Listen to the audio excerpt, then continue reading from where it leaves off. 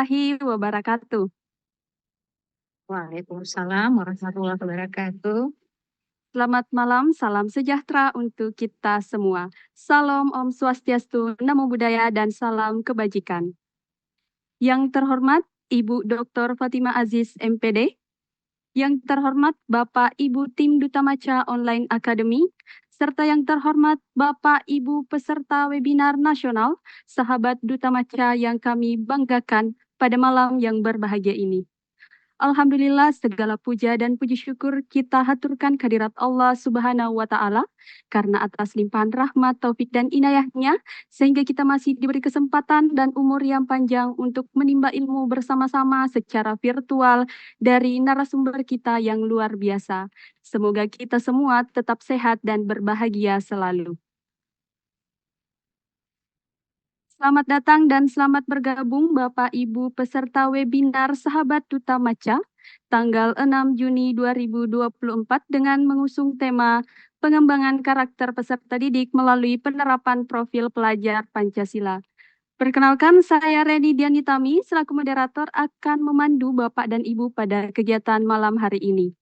Sekali lagi kami ucapkan selamat datang kepada para peserta webinar yang telah bergabung bersama kami di Room Zoom dan juga yang telah bergabung dengan kami di YouTube live streaming, tentunya di channel Duta Maca Online Academy.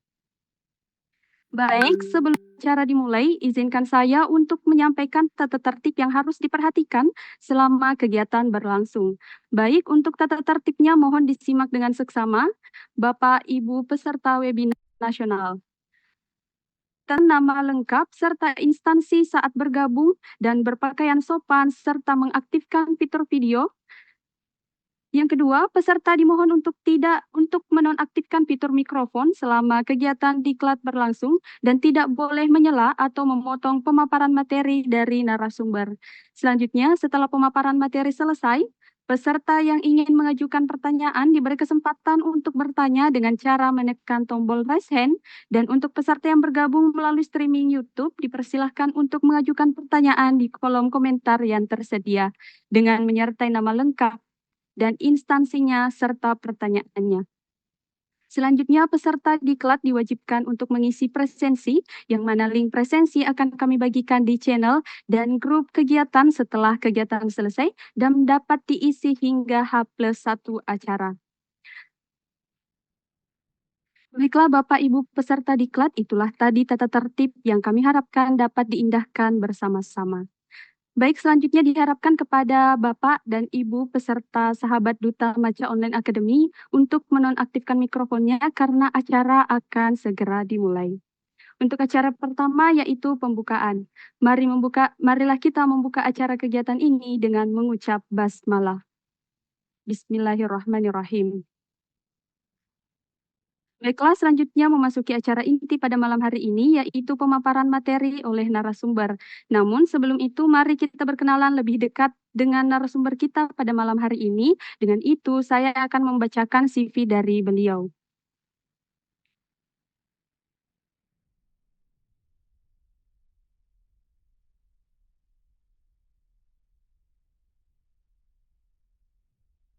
Ibu Dr. Fatima Aziz, MPD, merupakan dosen Sosiologi Pendidikan Pasca Sarjana Universitas Muhammadiyah Makassar dan fasilitator guru penggerak Angkatan 1.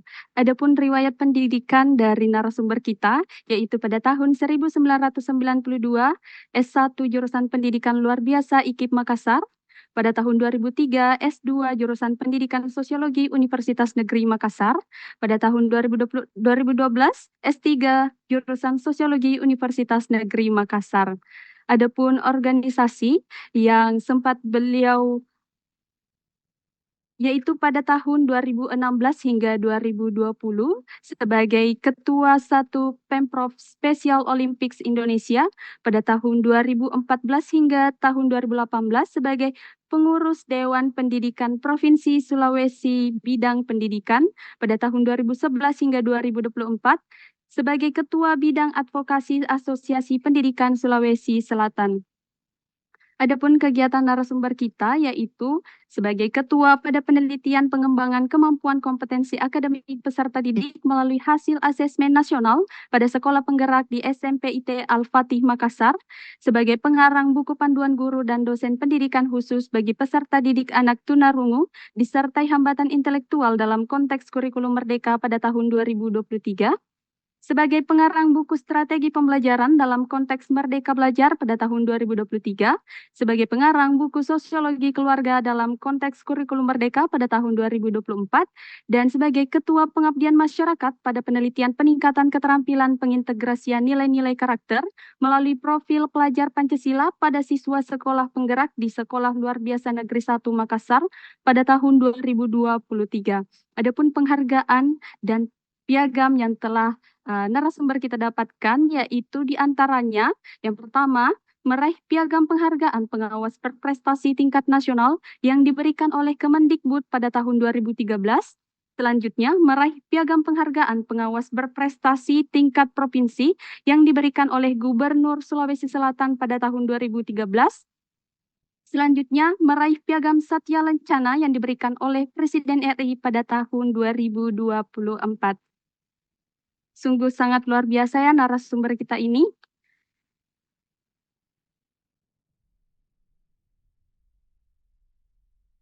Nah, selanjutnya, tanpa menunggu lama, marilah kita masuk ke acara inti kita, yaitu pemaparan materi oleh narasumber kita yang sangat luar biasa, didengar tadi dari CV-CV beliau.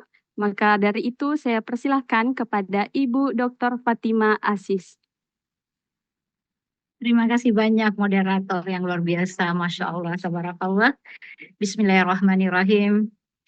Rabbi syarah li sadri wa yassir li amri wahlul 'uqdatam min lisani yafqahu qawli. Assalamualaikum warahmatullahi wabarakatuh.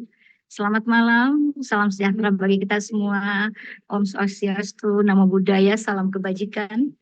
Alhamdulillahirabbil alamin. Segala puji bagi Allah yang telah memberikan kita nikmat yang tiada hentinya, terutama nikmat sehat, kekuatan, dan kesempatan, sehingga kita bisa mengikuti kegiatan seminar malam ini.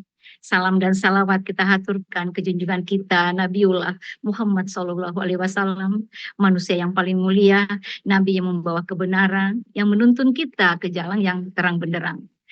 Yang saya banggakan adik-adik dari Duta Maca yang luar biasa, sungguh prestasi yang saya sangat bangga melihat adik-adik yang masih muda-muda tapi berkreasi di bidang pendidikan. Kemudian panitia penyelenggara kegiatan seminar nasional dan para pendukung acara, serta peserta seminar yang berbahagia.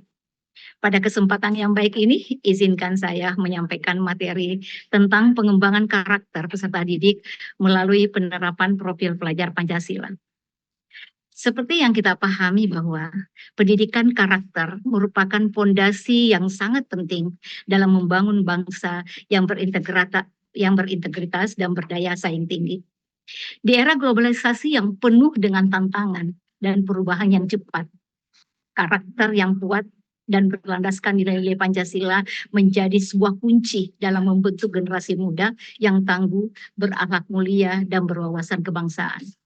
Nah, di sini profil pelajar Pancasila adalah upaya yang konkret yang dirancang untuk mengintegrasikan nilai-nilai Pancasila dalam setiap aspek pendidikan, baik melalui kurikulum, kegiatan ekstrakurikuler, maupun budaya sekolah itu sendiri. Nah, melalui penerapan profil pelajar Pancasila, kita berharap dapat membentuk peserta didik yang tidak hanya cerdas secara akademis, tetapi juga memiliki karakter yang luhur, nasionalisme yang kuat, serta mampu berkontribusi positif bagi masyarakat dan bangsa kita. Nah, seminar ini yang saya tahu, yang saya pahami bahwa dihadiri oleh sebagian besar dari praktisi di bidang pendidikan, yang mungkin telah banyak mengimbaskan pengetahuan dan pengalaman mereka dalam mengimplementasikan profil pelajar Pancasila kepada peserta didik mereka masing-masing. Saya berharap melalui kegiatan ini kita dapat bertukar pikiran dan memperoleh wawasan baru serta strategi efektif dalam mengembangkan karakter peserta didik yang sejalan dengan nilai-nilai Pancasila itu sendiri. Nah, baik kita mulai kepada profil pelajar Pancasilanya dulu. profil pelajar Pancasila yang sama tadi yang saya bahasakan pertama yaitu merupakan upaya untuk mengembangkan karakter peserta didik yang sesuai dengan nilai-nilai Pancasila. Penerapannya di sekolah ini dapat dilakukan melalui berbagai program dan kegiatan yang holistik untuk membentuk generasi muda yang berkarakter kuat tentunya. Nah, pentingnya pengembangan karakter peserta didik di sini adalah pengembangan karakter peserta didik adalah kunci untuk mempersiapkan generasi muda yang memiliki nilai-nilai luhur Pancasila. Dengan menanamkan karakter yang baik, peserta didik akan tumbuh menjadi pribadi yang tangguh, jujur, dan berguna bagi masyarakat. Nah, makna dari kalimat ini kita akan melihat bahwa dengan memberikan pendidikan karakter yang baik kepada peserta didik, mereka akan berkembang menjadi individu yang kuat, memiliki integritas, dan dapat memberikan kontribusi positif kepada masyarakat. Pendidikan karakter yang baik itu mencakup pengajaran nilai-nilai moral dan etika yang akan membentuk kepribadian peserta didik sehingga mereka dapat menghadapi tantangan hidup dengan ketangguhan, kejujuran, dan semangat untuk membantu orang lain. Di sini maknanya. Nah, kita masuk kepada slide ketiga ya. Di sini kita melihat pengenalan tentang Pancasila sebagai dasar negara Indonesia. Masuk kepada lambang negara Indonesia. Kita berbicara tentang lambang negara Indonesia, pasti tidak akan terlepas dari sila-sila dari Pancasila itu sendiri. Pancasila dengan 5 prinsip utama adalah dasar filosofis dan ideologis negara Indonesia yang ditetapkan pada tanggal 1 Juni 1945. Lambang Pancasila, Garuda Pancasila merepresentasikan nilai-nilai kebangsaan Indonesia itu sendiri. Nah, kita melihat sila-sila dari Pancasila itu. Mulai daripada ketuhanan yang Maha Esa.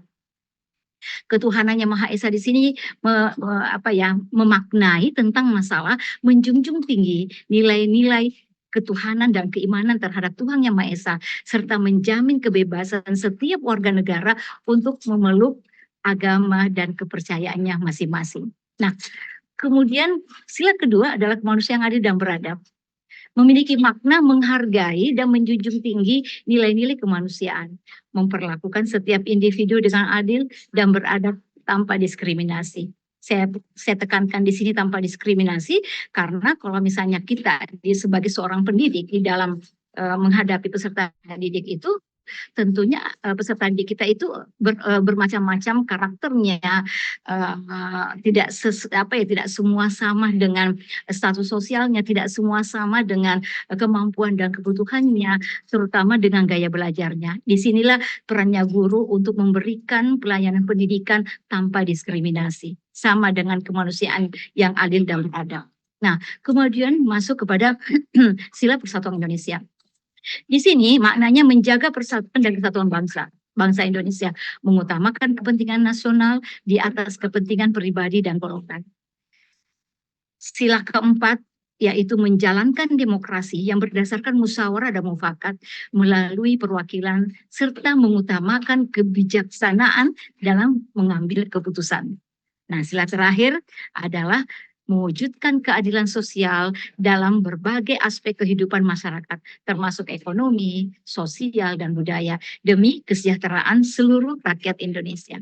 Nah, implementasi Pancasila seperti apa? Implementasi Pancasila itu dilakukan melalui berbagai cara, antara lain melalui pendidikan, terutama pendidikannya. Pertama adalah fondasi yang kuat adalah pendidikan. Kenapa pendidikan? Karena dalam pendidikan itu adalah nilai mengintegrasikan nilai-nilai Pancasila di dalam kurikulum pendidikan untuk membentuk karakter siswa yang sesuai dengan ideologi negara kita. Di situ yang utama. Kemudian, kebijakan pemerintah. Kebijakan pemerintah di sini merumuskan kebijakan publik yang berlandaskan pada prinsip-prinsip Pancasila. Di dalamnya ada sosialisasi dan kampanye yang mana dilatar belakangi tentang melakukan sosialisasi dan kampanye untuk meningkatkan pemahaman dan kesadaran masyarakat tentang pentingnya Pancasila dalam kehidupan berbangsa dan bernegara. Nah, praktik dalam kegiatan kehidupan sehari-hari seperti apa nih? Mendorong masyarakat untuk menerapkan nilai-nilai Pancasila dalam kehidupan sehari-hari, baik dalam lingkungan keluarga, komunitas, maupun tempat kerja. Di situ. Nah, sebagai dasar negara, Pancasila tidak hanya menjadi pedoman bagi penyelenggaraan pemerintahan tentunya, tetapi juga menjadi panduan bagi setiap warga negara Indonesia dalam bersikap dan bertindak.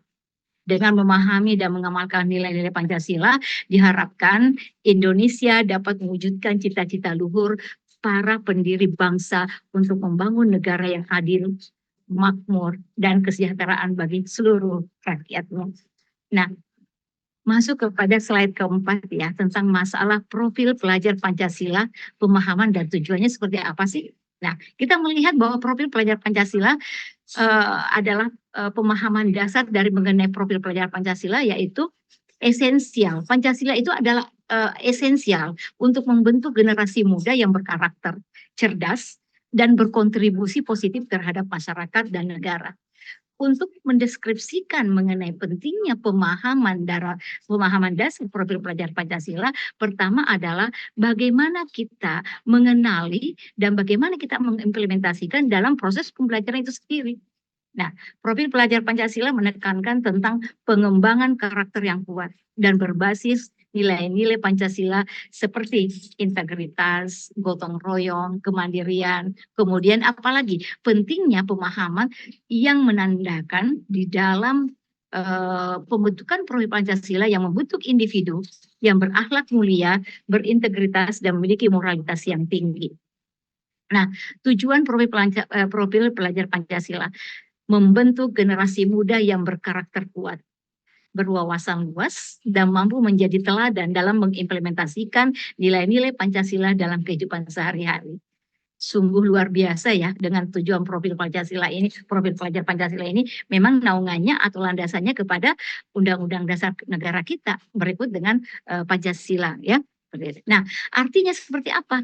Artinya di dalam membina dan mendidik generasi muda, mereka agar memiliki karakter yang kokoh, tidak menjadi pemuda-pemudi yang cengeng, yang lemah, tetapi memiliki karakter yang kokoh, pengetahuan yang mendalam, serta kemampuan untuk menjadi contoh yang baik dalam penerapan nilai-nilai Pancasila dalam kehidupan sehari-hari. Hal ini mencakup pembentukan moral, etika, dan wawasan yang komprehensif, sehingga mereka dapat berperan aktif dalam masyarakat dengan sikap dan tindakan yang mencerminkan prinsip-prinsip Pancasila, seperti keadilan, kemanusiaan, persatuan, dan demokrasi. Inilah yang selalu didengung-dengungkan dan inilah yang selalu diimplementasikan di satuan pendidikan masing-masing. Bagaimana anak-anak itu bisa adil, bisa demokrasi, bisa bernalar kritis dan sebagainya, itu diimplementasikan nantinya di satuan pendidikan masing-masing.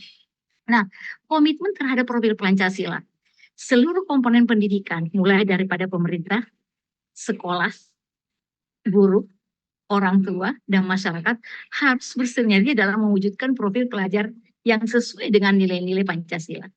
Harus ada komitmen di sini, harus ada kesatuan. Nah, semua pihak yang terlibat dalam dunia pendidikan, termasuk pemerintah, sekolah, guru, dan orang tua dan masyarakat, perlu bekerja sama secara harmonis. Untuk apa? Untuk mengembangkan karakter siswa yang mencerminkan nilai-nilai Pancasila. Sinergi ini penting untuk menciptakan lingkungan pendidikan yang mendukung dan menguatkan ya, sehingga para siswa dapat tumbuh dan berkembang dengan prinsip-prinsip Pancasila seperti keadilan sosial, kemanusiaan, persatuan, demokrasi, dan ketuhanan. Nah, profil pelajar Pancasila ada 5 komponen ya. Profil pelajar Pancasila menggambarkan sosok peserta didik yang ideal. Idealnya seperti apa? Idealnya tergantung pada bagaimana kompetensi dan potensi setiap individu yang ada. Nah, profil pelajar Pancasila yang menggambarkan sosok peserta didik yang ideal ini yang berperilaku dan berkarakter sesuai dengan nilai-nilai utama yang terkandung dalam Pancasila. Nilai-nilai ini mencakup ketuhanan, kemanusiaan, persatuan, kerakyatan, dan keadilan sosial sebagai dasar negara Indonesia. Pancasila menjadi panduan bagi setiap peserta didik untuk mengembangkan diri secara holistik, sehingga mereka dapat menjadi individu yang berintegritas, beretika, dan mampu berkontribusi positif bagi masyarakat dan negara kita. Nah, komponennya apa saja? Pertama, komponen itu adalah beriman dan bertakwa kepada Tuhan Yang Maha Esa dan berakhlak mulia. Artinya, beriman dan bertakwa, peserta didik memiliki keyakinan dan kepercayaan yang kuat kepada Tuhan Yang Maha Esa dan menjalankan ajaran agama dengan baik. Berakhlak mulia artinya peserta didik menunjukkan perilaku yang baik dan etis dalam kehidupan sehari-hari. Seperti dia harus jujur, dia harus disiplin, bertanggung jawab, dan memenuhi aturan-aturan yang sudah diberikan atau ditetapkan di satuan pendidikan mereka masing-masing. Nah, tidak kalah lebihnya lagi adalah komponen gotong royong di sini. Di sini gotong royong berarti kerjasama, ya. Peserta didik mampu bekerja sama dengan orang lain untuk mencapai tujuan bersama. Di dalam gotong royong, di situ ada kepedulian sosial. Seperti apa kepedulian sosial mereka? Itu adalah peserta didik peduli terhadap lingkungan sekitarnya dan berpartisipasi aktif dalam kegiatan sosial yang bermanfaat bagi masyarakat. Nah, berikut komponennya adalah mandiri. Nah, peserta didik mampu mengatur diri sendiri, bertanggung jawab atas tindakan mereka dan tidak bergantung pada orang lain, tidak selalu bergantung dengan orang-orang sekitarnya, tidak selalu menjadi meminta selalu bantuan tanpa mereka harus komitmen dengan apa yang mereka lakukan. Kemudian pengambilan keputusan. Peserta didik mampu membuat keputusan yang tepat dan bijaksana berdasarkan pengetahuan dan pengalaman mereka, gitu kan. Nah, masuk kepada bernalar kritis nih. Bernalar kritis artinya ada di sini unsur-unsur bagaimana peserta didik mampu menganalisis informasi dengan baik, mengidentifikasi masalah, dan mencari solusi yang efektif. Di dalam bernalar kritis ini ada item yang kreativitas, yang artinya peserta didik mampu berpikir kreatif dan inovatif dalam menghadapi tantangan dan menemukan cara-cara baru untuk mencapai tujuan yang diharapkan. Peserta didik mampu menciptakan ide-ide baru dan yang original, serta mengaplikasikannya dalam kehidupan sehari-hari. Jadi pemuda-pemuda sekarang kita harapkan itu, bahwa mereka mampu menciptakan hal-hal yang baru, yang inovatif, tanpa plagiasi. Jadi kita lihat ya di zaman sekarang ini biasanya anak-anak yang masuk jenjang perguruan tinggi, tahap penyelesaian mereka ada duplikasi dan sebagainya.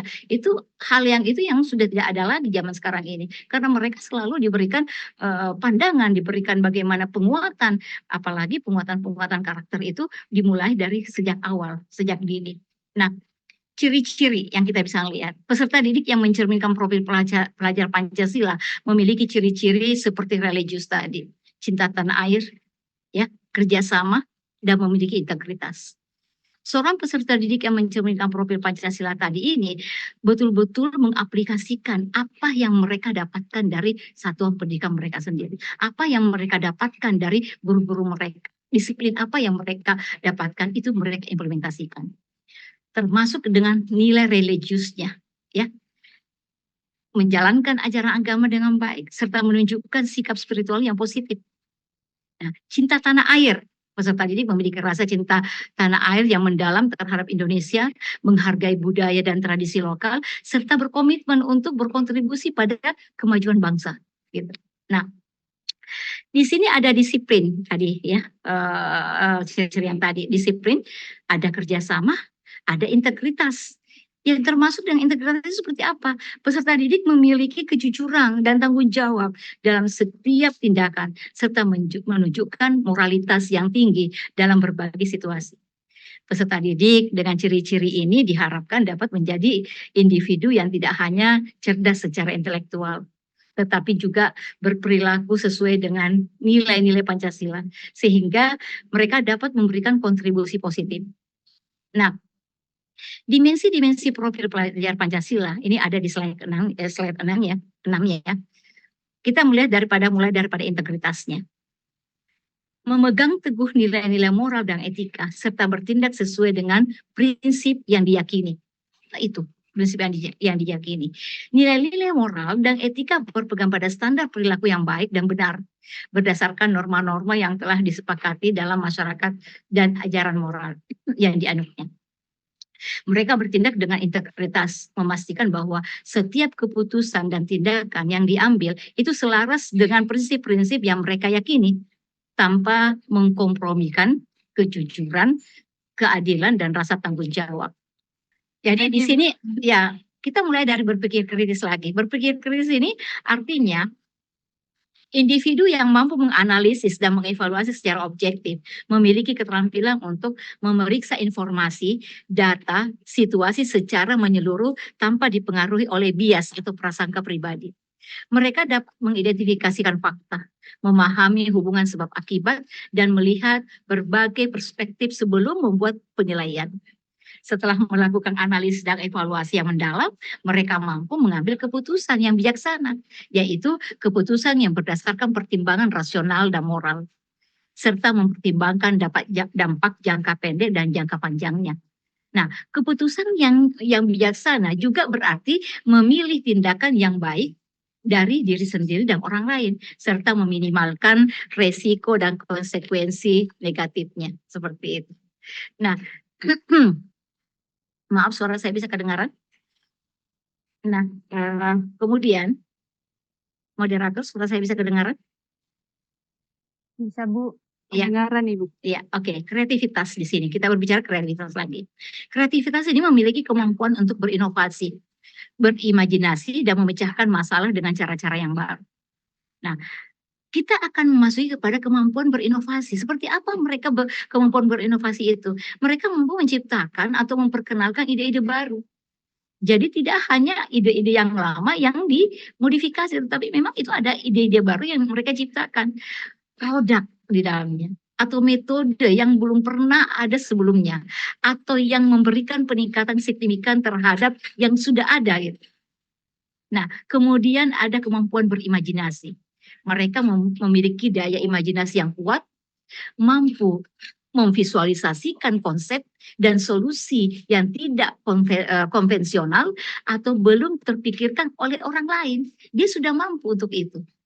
Nah, kemampuan memecahkan masalah dengan cara yang baru. Mereka mampu menemukan solusi kreatif untuk masalah-masalah yang dihadapi, menggunakan pendekatan yang berbeda dari cara-cara yang tradisional. Nah, secara keseluruhan, individu dengan kemampuan ini tidak hanya dapat beradaptasi dengan perubahan, tetapi juga dapat memimpin perubahan dengan ide-ide dan solusi inovatif yang mereka kembangkan. Mereka berperan penting dalam mendorong kemajuan dan menciptakan nilai tambah di berbagai bidang. Gitu kan? Nah, karakteristik dan sifat-sifat yang harus dimiliki oleh profil pelajar Pancasila. Ini ada di slide 8 ya. Pertama, harus beriman dan bertakwa lagi nih. Nah, pernyataan ini menegaskan bahwa dalam pendidikan, Pancasila penting bagi para pelajar untuk memiliki kepercayaan dan ketakwaan yang kuat kepada Tuhan Yang Maha Esa sebagai pondasi spiritual. Artinya, pengakuan akan adanya kekuatan ilahi yang mengatur alam semesta dan kehidupan manusia menjadi hal yang mendasar. Dengan memiliki keyakinan ini, diharapkan pelajar dapat membentuk sikap dan perilaku yang luhur, yaitu sikap dan perilaku yang sesuai dengan ajaran moral dan etika yang dianut dalam Pancasila itu sendiri. Dengan demikian, kepercayaan dan ketakwaan kepada Tuhan Yang Maha Esa menjadi dasar yang kuat untuk membentuk karakter yang baik dan positif pada para pelajar. Nah, kita masuk kepada nasionalisnya seperti apa nih? Secara keseluruhan ya, pelajar Pancasila harus memiliki rasa cinta tanah air, bangga menjadi bagian dari negara kesatuan Republik Indonesia, serta siap membela dan mempertahankan keutuhan NKRI. Secara keseluruhan, pernyataan ini menekankan bahwa pentingnya pembentukan identitas nasional yang kuat, rasa tanggung jawab terhadap negara, dan kesediaan untuk berkontribusi dalam mempertahankan keutuhan dan kedaulatan NKRI.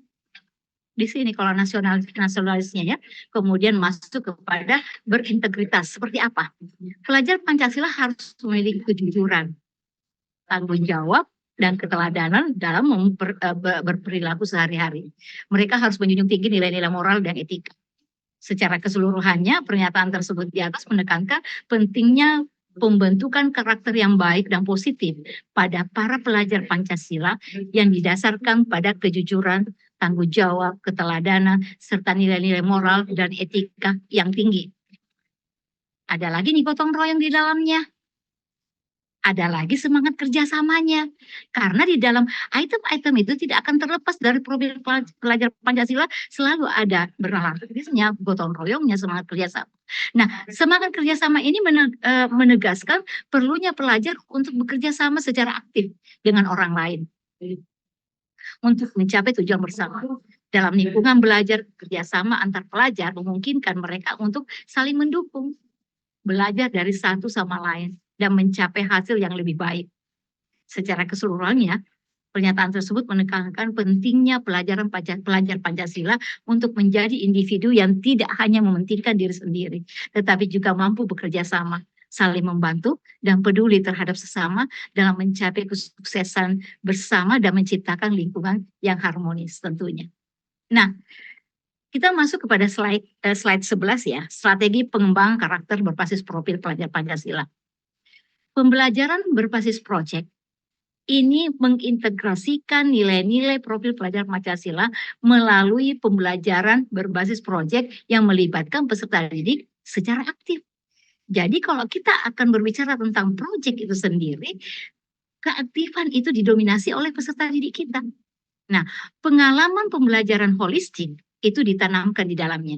Melalui proyek-proyek ini, peserta didik tidak hanya mempelajari materi pelajaran, tetapi juga mengalami secara langsung bagaimana nilai-nilai Pancasila diterapkan dalam konteks kehidupan yang nyata.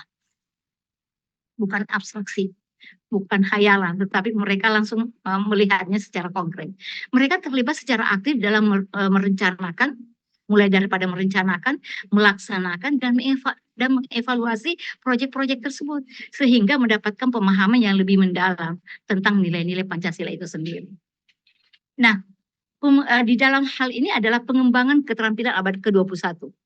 Pembelajaran berbasis proyek mendorong peserta didik untuk mengembangkan keterampilan kolaborasi, komunikasi, pemecahan masalah, dan pemikiran kritis, yang semuanya merupakan keterampilan yang penting dalam menghadapi tantangan abad ke-21 dengan mengintegrasikan nilai-nilai Pancasila dalam proyek-proyek ini.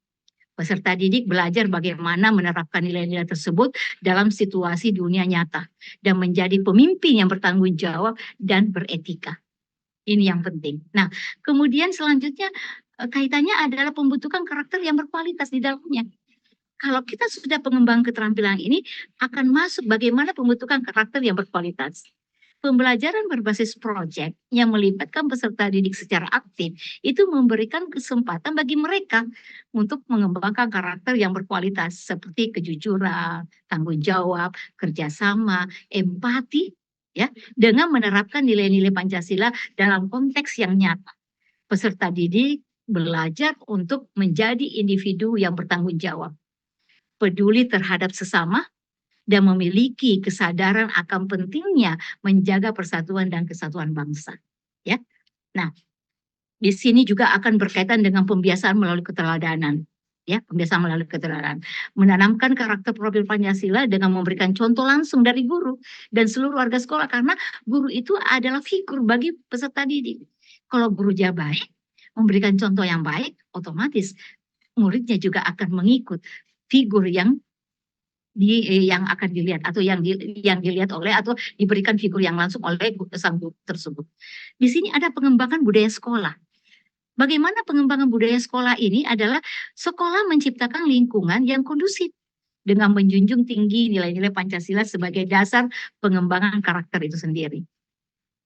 Tidak lupa dengan kolaborasi dengan keluarga. Bagaimana dengan kolaborasi keluarga? Artinya melibatkan orang tua dan keluarga dalam memperkuat internalisasi profil pelajar Pancasila pada peserta didik. Dengan kolaborasi dengan keluarga, kita bisa paham apa yang mereka lakukan di rumah, bagaimana kriterianya.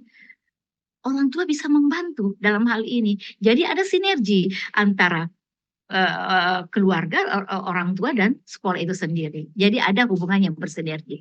Nah, masuk ke slide 12 ya, peran guru dalam menanamkan nilai-nilai profil pelajar Pancasila. Ini yang penting bagi kita semua. Seperti yang saya jelaskan tadi adalah keteladanan. Keteladanan di sini, bagaimana guru itu harus memberi contoh yang baik sebagai panutan bagi peserta didik dalam mengimplementasikan nilai-nilai profil pelajar Pancasila. Guru yang harus memberikan contoh yang baik. Guru melakukan pembimbingan Jadi dalam artian, guru berperan membimbing dan mendampingi peserta didik agar mereka mampu memahami dan menerapkan setiap aspek-aspek dalam kehidupan yang nyata di dalam proses pembelajaran yang berlangsung di dalam kelas. Di sini juga ada kolaborasi nih. Kolaborasi juga guru bekerja sama dengan seluruh komponen sekolah untuk menciptakan lingkungan pembelajaran yang mendukung penerapan profil sekolah. Siapa yang guru yang diajak untuk berkolaborasi ya? Guru dengan misalnya guru yang mapel lain dengan mapel lain, guru juga berkolaborasi dengan kepala sekolah, sampai semua komponen yang ada di sekolah itu menjunjung tinggi bagaimana mereka bersama-sama memberikan pemahaman dan memberikan pendampingan kepada peserta didik kita. Nah, masuk kepada slide 14. Strategi penerapan profil pelajar Pancasila di sekolah. Mulai daripada sosialisasi dulu dan pemahaman, itu yang utama. Kenapa sosialisasi dan pemahaman? Ini memastikan ya, seluruh komunitas sekolah dan kepala sekolah, guru, staf, hingga siswa itu dapat memahami dengan baik konsep dan tujuan profil pelajar Pancasila itu sendiri. Tidak lepas lagi tentang masalah pembiasaan. Di sini sekolah itu menciptakan lingkungan sekolah yang mendukung pembiasaan perilaku sesuai dengan profil pelajar Pancasila dengan guru dan staf memberikan keteladanan. Pengintegrasian di kurikulum. Nah, pengintegrasian nilai-nilai profil pelajar Pancasila ke dalam kurikulum itu masuk ke dalam pembelajaran dan kegiatan ekstrakurikuler di luar sekolah. Nah, bagaimana dampak penerapan profil pelajar Pancasila pada prestasi akademik? Ini ada di slide 16. Mulai kita masalah peningkatan motivasinya. Profil pelajar Pancasila dapat meningkatkan motivasi belajar peserta didik karena menanamkan nilai-nilai positif yang mendukung keberhasilan akademik. Nah, secara keseluruhan, profil pelajar Pancasila memberikan fondasi yang kuat bagi motivasi belajar peserta didik dengan menanamkan nilai-nilai positif yang mendukung keberhasilan akademik.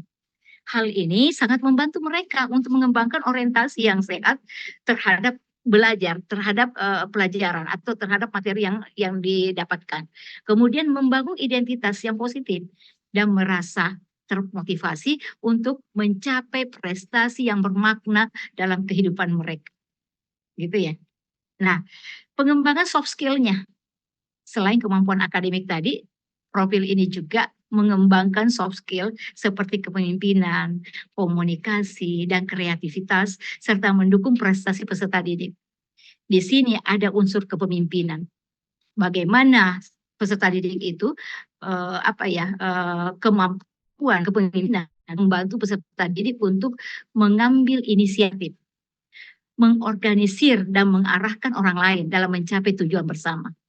Dengan memiliki kemampuan kepemimpinan, mereka peserta didik dapat menjadi agen perubahan yang efektif dalam lingkungan belajar di luar kelas. Mereka dapat memimpin proyek-proyek atau tim atau organisasi yang baik dan dapat berkontribusi pada pencapaian prestasi yang lebih baik, yang lebih tinggi lagi. Bagaimana penanaman kepemimpinan ini diterapkan pada peserta didik yang melalui organisasi-organisasi sekolah seperti OSIS, Pramuka, atau organisasi-organisasi yang lain. Disitulah kita melihat bagaimana seorang peserta didik mampu menjadi seorang pemimpin, mampu menjadi seorang figur untuk teman-temannya paling tidak. Nah, tentunya untuk menjadi pemimpin sini harus ada komunikasi. Komunikasi itu adalah kemampuan komunikasi yang baik yang sangat penting dalam berbagai aspek kehidupan, termasuk dalam lingkungan akademik. Peserta didik yang memiliki kemampuan komunikasi yang baik mampu menyampaikan ide-ide mereka dengan jelas, efektif, berkolaborasi dengan baik dengan rekan-rekan sejawat dan menjalin hubungan yang positif dengan guru dan guru-guru antara guru satu dengan guru yang lain. Kemudian komunikasi yang efektif juga membantu dalam memecahkan masalah, menyelesaikan konflik dan menghindari kesalahpahaman. Nah, di sini juga harus ada kreativitas.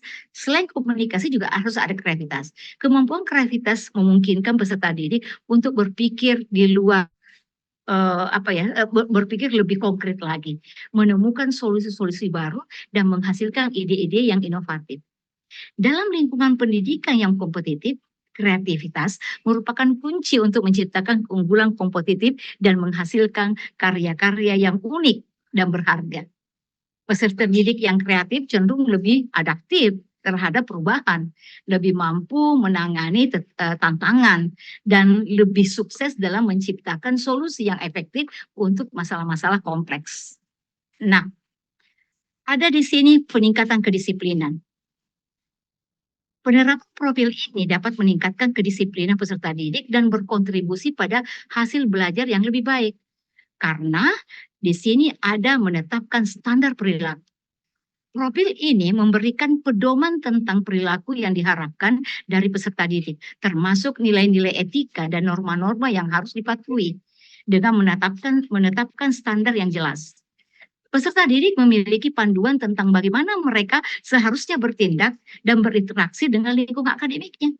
Ini membantu untuk membentuk pola perilaku yang lebih disiplin dan teratur. Ada pola keteraturan. Untuk itu, kaitannya dengan hal yang tadi adalah kaitannya dengan mendorong tanggung jawab pribadi. Nah, profil ini mendorong peserta didik untuk mengambil tanggung jawab atas perilaku dan tindakan mereka sendiri. Jadi dia tidak lari dari kenyataan. Apa yang mereka lakukan dia pertanggungjawabkan. Mereka belajar untuk memahami bahwa kedisiplinan adalah tanggung jawab pribadi yang harus mereka pegang teguh. Dengan memperkuat rasa tanggung jawab ini, mereka cenderung lebih disiplin dalam menjalankan tugas-tugas akademik dan mematuhi aturan-aturan yang telah mereka tetapkan. Kemudian selanjutnya adalah membangun kesadaran akan konsekuensi. Melalui profil pelajar Pancasila ini, peserta didik diajarkan untuk memahami konsekuensi dari perilaku tidak disiplin, seperti penurunan kinerja akademik, hukuman, atau sanksi lainnya. Biasa kita dengarkan adanya punishment dan reward yang diberikan oleh guru dalam proses pembelajaran. Nah, dengan menyadari dampak negatif dari perilaku tidak disiplin, mereka cenderung lebih termotivasi untuk mematuhi aturan dan menjaga kedisiplinan dalam kehidupan belajar mereka. Ya, kemudian di sini kita masuk ke slide 17 adalah keterlibatan orang tua dan masyarakat. Nah, ini juga sangat penting. Bagaimana peran orang tua? Ya, orang tua memiliki tanggung jawab yang penting dalam mendukung pengembangan karakter peserta didik melalui kerjasama yang erat dengan pihak sekolah. Karena kalau misalnya tidak ada kerjasama yang sinergi, tidak akan mungkin tercapai tujuan yang diharapkan bersama. Masing-masing. Kadang-kadang juga sekolah memanggil orang tua, yang datang bukan orang tuanya. Dan itu tidak akan nyampe, informasi itu tidak akan nyampe kepada orang tua. Seperti itu kan. Nah, di sini harus ada komunikasi terbuka dengan pihak sekolah. Orang tua dapat menjaga komunitas yang terbuka dengan pihak sekolah untuk membahas perkembangan karakter anak-anak mereka. Mereka dapat berdiskusi dengan peran sekolah dalam membentuk karakter anak-anak dan memberikan masukan atau saran untuk meningkatkan program-program pendidikan karakter di sekolah. Selain itu apalagi? Mereka juga dapat menginformasikan pihak sekolah tentang isu-isu atau peristiwa di rumah yang mungkin mempengaruhi karakter anak-anak mereka. Nah, kemudian keterlibatan dalam kegiatan sekolah. Orang tua dapat mengambil bagian dalam kegiatan sekolah seperti acara keluarga atau acara pertemuan-pertemuan orang tua dan guru atau kegiatan sukarela. Dengan berpartisipasi aktif dalam kegiatan sekolah, orang tua tidak hanya mendukung perkembangan akademik anak-anak mereka, tetapi juga memperkuat hubungan dengan sekolah dan guru yang pada gilirannya memperkuat kerjasama dalam mendukung pengembangan karakter anak-anak mereka. Nah, dukungan masyarakat seperti apa? Masyarakat sekitar juga dapat berkontribusi dalam membentuk profil pelajar Pancasila dengan berbagai nilai-nilai luhur dan budaya. Dengan cara mengadakan kegiatan budaya lokal di sekolah misalnya. Masyarakat sekitar dapat bekerja sama dengan sekolah untuk mengadakan kegiatan budaya lokal seperti pertunjukan seni tradisional, festival budaya atau lokakarya, kerajinan tradisional. Nah, melalui kegiatan ini pelajar dapat belajar tentang nilai-nilai, tradisi, dan kearifan lokal yang diwariskan dari generasi ke generasi. Masyarakat dapat membagikan pengetahuan mereka tentang nilai-nilai luhur seperti gotong royong, rasa solidaritas, dan keberagaman budaya yang menjadi bagian dari budaya lokal mereka itu sendiri. Nah, mengajak peserta didik untuk terlibat dalam kegiatan komunitas. Masyarakat sekitar dapat mengajak peserta didik untuk terlibat dalam kegiatan komunitas yang mendukung pengembangan karakter dan nilai-nilai luhur. Misalnya, mereka dapat mengajak peserta didik untuk ikut dalam kegiatan gotong royong, membersihkan lingkungan, membantu orang-orang yang membutuhkan, atau mengikuti pelatihan kegiatan seni dan budaya tradisional misalnya, ya, yang dilakukan oleh masyarakat. Nah, ada di sini kaitannya dengan komunitas efektif. Ya, komunitas yang terbuka dan saling memahami antara orang tua, guru, dan sekolah menjadi kunci keberhasilan dalam mengembangkan karakter peserta didik. Adanya pertemuan orang tua dan guru, sekolah menyelenggarakan pertemuan rutin antara orang tua dan guru untuk membahas apa? Membahas perkembangan karakter peserta didik. Dalam pertemuan ini, orang tua dan guru memiliki kesempatan untuk saling berbagi informasi tentang hal-hal apa yang dapat mempengaruhi perkembangan karakter anak-anak mereka, termasuk tantangan yang dihadapi di rumah atau di sekolah. Mereka juga dapat berdiskusi tentang strategi apa yang efektif untuk membantu peserta didik mengatasi masalah yang mungkin muncul. Nah, kemudian ada komunikasi melalui media sosial atau email. Sekolah menyediakan saluran komunikasi yang mudah diakses seperti grup media sosial atau email untuk orang tua dan guru. Melalui saluran ini, mereka dapat berbagi informasi, pertanyaannya, atau keprihatinan tentang perkembangan karakter peserta didik secara cepat dan efisien. Misalnya, orang tua dapat memberitahu guru tentang perubahan perilaku anak di rumah. Sementara guru dapat memberi informasi tentang kegiatan sekolah yang mendukung perkembangan karakter anak-anak mereka. Nah, kita beralih kepada tantangan dan hambatan dalam implementasi. Ini ada di slide 18. Mulai daripada resistensi perubahan. Resistensi perubahan di sini banyak pihak yang merasa nyaman dengan sistem yang sudah ada dan enggan untuk beradaptasi dengan perubahan yang dibawa oleh profil pelajar Pancasila. Biasanya kan banyak teman-teman guru mengatakan, ini kan sudah nyaman begini, ini kan sudah enak di sini, ngapain lagi ada perubahan, ngapain lagi ada perubahan. Tapi sebenarnya perubahan itu membawa keberuntungan sendiri, seperti itu kan. Tapi kita biasanya ada beberapa perasaan ke orang yang mungkin tidak mau keluar dari zona nyamannya seperti itu. Nah, kenyamanan dengan sistem yang ada, banyak pihak termasuk mungkin orang tua ya, guru dan bahkan siswa sendiri telah terbiasa dengan sistem pendidikan yang sudah ada dan merasa nyaman dengan cara-cara yang sudah dikenal. Mereka mungkin merasa bahwa sistem yang sudah ada sudah cukup baik dan tidak perlu diubah. Gitu pandangan mereka. Nah, ketidaknyamanan dengan perubahan, meskipun perubahan selalu merupakan bagian dari perkembangan dan kemajuan. Tidak semua orang merasa nyaman atau siap untuk beradaptasi dengan perubahan tersebut. Beberapa pihak mungkin merasa khawatir dengan konsekuensi perubahan, seperti perubahan dalam kurikulum atau metode pembelajaran, dan mungkin merasa tidak siap untuk menghadapinya. Ya, seperti itu. Tidak siap untuk menghadapinya. Nah, tantangan dalam mengadopsi nilai-nilai Pancasila, profil pelajar Pancasila mungkin membawa perubahan dalam pendekatan pendidikan dengan penekanan pada nilai-nilai Pancasila dan pengembangan karakter. Bagi beberapa pihak, mengadopsi nilai-nilai ini dan mengintegrasikannya ke dalam pendekatan pendidikan yang sudah ada mungkin dianggap sebagai tantangan yang besar. Nah, pengalaman yang terbatas. Tidak semua guru dan pihak terkait memiliki pemahaman yang mendalam tentang konsep dan implementasi profil pelajar Pancasila. Tantangan dalam mengadopsi konsep baru. Ini ada kesulitan dalam memahami konsep dan implementasi profil pelajar Pancasila dapat menjadi tantangan bagi guru dan pihak yang terkait. Nah, mungkin ada kebutuhan untuk pelatihan dan pembelajaran tambahan untuk membantu mereka memahami secara lebih baik konsep-konsep tersebut. Di sini ada ketersediaan sumber daya, ya, ada pengukuran dan evaluasi, ya, kemudian kesulitan dalam mengukur aspek kualitatif. Ya, jadi profil pelajar Pancasila seringkali menekankan pengembangan karakter dan nilai yang sulit diatur, ya, secara kuantitatif. Penilaian karakter secara seperti kejujuran, tanggung jawab atau empati seringkali memerlukan pendekatan penilaian yang lebih subjektif karena tidak ada ukuran yang konkretnya yang dapat menimbulkan tantangan dalam mengevaluasi keberhasilannya.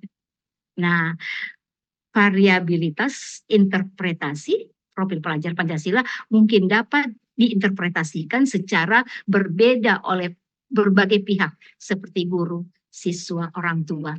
Hal ini dapat menyebabkan variasi dalam cara penerapan dan persepsi terhadap keberhasilannya di berbagai sekolah yang membuat proses evaluasi menjadi lebih rumit. Nah, kesulitan dalam melacak perubahan perilaku. Salah satu tujuan dari penerapan profil Pancasila adalah untuk mengubah perilaku dan sikap peserta didik.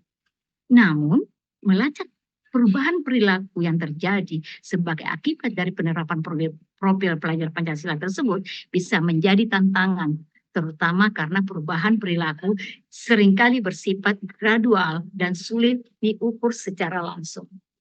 Kita masuk pada slide 21, evaluasi dan pengukuran pengembangan karakter. Harus ada observasi. Observasi perilaku. Melakukan observasi perilaku terhadap peserta didik dalam kegiatan sehari-hari di sekolah. Ada pemantauan aktivitas peserta didik. Observasi ini memungkinkan pihak sekolah seperti guru atau staf pengawas untuk secara langsung mengamati dan memantau aktivitas peserta didik di lingkungan sekolah. Mereka dapat memperhatikan bagaimana peserta didik berinteraksi dengan teman sekelas, respons terhadap interaksi guru, atau berpartisipasi dalam kegiatan belajar dan non belajar lainnya. Nah, memahami perilaku dan sikap, ya. Observasi ini membantu dalam memahami perilaku dan sikap peserta didik secara lebih baik. Dengan mengamati peserta didik dalam konteks kegiatan sehari-hari, pihak sekolah dapat mengidentifikasi pola perilakunya, kekuatan, kelemahan, dan tantangan yang mungkin dihadapi oleh peserta didik dalam proses pembelajaran tadi. Kemudian selanjutnya adalah menilai kemajuan dan perkembangannya. Observasi ini juga dapat digunakan untuk menilai kemajuan dan perkembangan peserta didik dalam mengembangkan karakter dan nilai-nilai tertentu yang diadvokasi oleh profil pelajar Pancasila. Pihak sekolah di sini dapat melihat apakah peserta didik menunjukkan peningkatan dalam perilaku yang diinginkan atau masih memerlukan dukungan tambahan dalam pengembangan karakter itu. Nah, kemudian masuk kepada penilaian formatifnya, ya.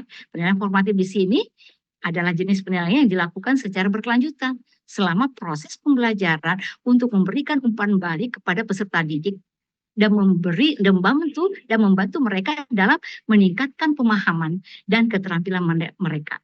Nah, dalam konteks pengembangan karakter, penilaian formatif digunakan untuk memantau perkembangan peserta didik dalam menunjukkan perilaku dan sikap yang diinginkan. Nah, ada di sini mengukur kemajuan. Kemudian pengembangan karakter peserta didik dari pengukuran kemajuan yang dihadapi peserta didik dalam perkembangan sehari-hari di sekolah. Selanjutnya ada umpan balik. Nah, tujuan dari penilaian formatif adalah untuk memberikan umpan balik yang konstruktif kepada peserta didik tentang kemajuan mereka dalam pengembangan karakter. Umpan balik ini dapat digunakan untuk membantu peserta didik dalam mengetahui area mana yang perlu diperbaiki atau ditingkatkan, serta untuk merancang strategi pembelajaran yang lebih efektif. Nah, di sini ada refleksi diri, ada fasilitas peserta didik seperti apa yang harus diberikan, kemudian merefleksi diri agar peserta didik bisa mengintrospeksi atau memikirkan yang mendalam tentang diri mereka sendiri, tentang pemahaman nilai-nilai atau sikap dan perilaku yang dimiliki. Kemudian ada perkembangan karakter yang dibutuhkan, kemudian kemandirian dalam pembelajaran. Nah, dari konsep-konsep yang tadi yang saya jelaskan tadi akan masuk kepada kemandirian dalam pelajaran, memfasilitasi peserta didik untuk melakukan refleksi diri untuk membantu dalam mengembangkan kemandirian dalam pembelajaran. Dengan belajar untuk memeriksa dan mengevaluasi diri sendiri, peserta didik dapat mengidentifikasi kekuatan, kelemahan, dan area yang mana yang perlu ditingkatkan dalam perkembangan karakter mereka secara mandiri. Nah, masuk kita kesimpulan nih, terakhir. Kesimpulan dari rekomendasi. Kesimpulan di sini bahwa penerapan profil pelajar Pancasila di sekolah dapat mengembangkan karakter peserta didik secara holistik, meningkatkan prestasi akademis, dan membentuk generasi muda yang berkarakter kuat. Rekomendasinya apa? Perlunya dukungan kebijakan yang kuat, peningkatan kapasitas guru, dan sistem evaluasi yang tepat untuk mengoptimalkan penerapan profil pelajar Pancasila. Penutup kata dari saya, ada yang saya tuliskan adalah saya sempat tulis ini ya, saya katakan di sini bahwa kemampuan mengontrol diri atas keinginan yang berlebih adalah wujud daripada kedisiplinan. Dan dengan mendisiplinkan diri, maka semua hal menjadi mungkin. Terima kasih dari saya. Demikian. Assalamualaikum warahmatullahi wabarakatuh, dan saya kembalikan kepada moderator. Baiklah, terima kasih Bapak Ibu atas partisipasinya. Selanjutnya kita akan mendengarkan closing statement dari narasumber kita pada malam hari ini, yaitu Ibu Dr. Fatima Aziz MPD. Kepada Ibu Dokter saya persilahkan. Iya, singkat saja ya, bahwa membangun sebuah komitmen di dalam pendidikan itu butuh kerja kolaborasi. Pendidikan itu tidak serta-merta adalah hal yang instan, yang bisa dinikmati seketika itu saja. Tetapi pendidikan itu butuh kolaborasi, butuh kerjasama antara semua stakeholder pendidikan di satuan pendidikan, dan butuh saling bagaimana memahami sikap dengan mengutamakan tentang masalah empati, masalah kinerja yang saling membantu antara satu dengan yang lain. Jadi pendidikan itu adalah bukan hal yang instan, tetapi butuh kolaborasi, butuh penyamaan persepsi, butuh kesamaan, dan butuh empati di dalamnya. Demikian dari saya. Terima kasih. Terima kasih banyak Ibu. Baik, kami dari tim Duda Maco Online Academy mengucapkan terima kasih banyak kepada Ibu narasumber kita pada malam hari ini, Ibu Dr. Fatima Aziz, dan telah meluangkan waktunya untuk berbagi ilmu dengan kita semua di Rumsum ini. Semoga Bapak Ibu peserta webinar nasional dapat mengaplikasikannya dalam pembelajaran atau dalam pendidikan. Terima kasih. Terima kasih banyak Ibu. Terima kasih banyak. Assalamualaikum warahmatullahi wabarakatuh. Selamat malam. Salam sejahtera semua, guru-guru yang hebat. Terima kasih ya. Terima kasih banyak. Iya.